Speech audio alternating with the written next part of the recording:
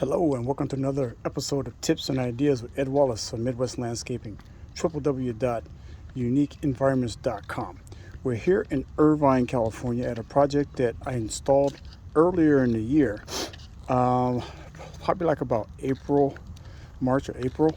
We put this landscape in and just come over to check things out because the client was concerned about some plants not performing well, like these right out here, these sun drops. This is what they're looking like. It looks like they got some type of mite problem. This one here is looking not too bad. It has some new green growth on the edges here, as you can see. But this one out here on the street level, especially like this one here, this one looks pretty dried up and doesn't look like it's getting that much water. And this one here, it has some new growth, but it's been pretty hot here in Orange County. Some 90s, pretty consistent 89s and stuff like that. But that particular sun drop is not that much more protected than these ones out here in the parkway. So I have to check the emitters to find out if it's getting enough water for the plant. Some of the other plants seem like they're doing really well. Dog whistle, check this out. Just found the dog whistle out here. I don't know if this thing works or not, but I'll sterilize it up and see if it works on these dogs that make noise all night where I live at, behind me. Anyway, this Buttleia is doing really nice. They're growing very well. And the hot lips, salvia hot lips, are just going crazy. We planted these from 1 gallon too, so it's an attestament to the C Extra and Hydrotain combo of utilizing those two products on the installation. That other than that, I don't know what would cause this to grow this crazy, but these things are looking fantastic.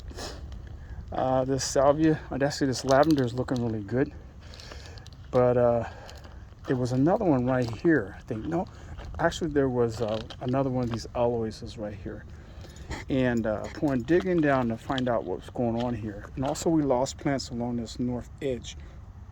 This is a north facing wall, and when I went in to take out or to make room for these society garlic, I noticed that there was just tons of moisture in the soil. As you can see here, this soil is basically, it's like putty. You see that? It's just so much moisture inside of here that the roots probably just rotted from the plants, and they don't need this much water. I mean, the way these roots look, they're nice and black and brown, so they basically didn't have any air at all. So that's probably what happened here. You see the mud on my shovel? The stuff is thick to where there's a test you do when we find out how much moisture is in the soil. It's called a thread test, and this has a good amount of clay in the soil. So as you can see, there's a nice thread that's being built from the moisture that's in here. We have this plant we're going to put in its place, but I gotta let the homeowner know that he's got to cut back on the watering. And some of the things, like this is just rotted off. You can just tell where this plant just rotted from too much moisture. Yeah, it just rotted out. It's just too much moisture in the plant material. Some plants are doing really well. You look at this Begonia richmondensis here in this corner, as opposed to this one here. It's on the north face. This is getting a good amount of sun because this is where it's facing, but this one is hardly getting any sun at all. And you notice it has whitefly. It has an infestation of whitefly here. You can see on the back the different whiteflies. In fact, most of them are dead, but it got hit. And that's what happens when the plants get sick. That's when the pests come after them and they hit. And they do their thing because the plants are ill. So the pests go after it. So we have to find out what the heck's going on with these sun drops and find out why come they're not performing well.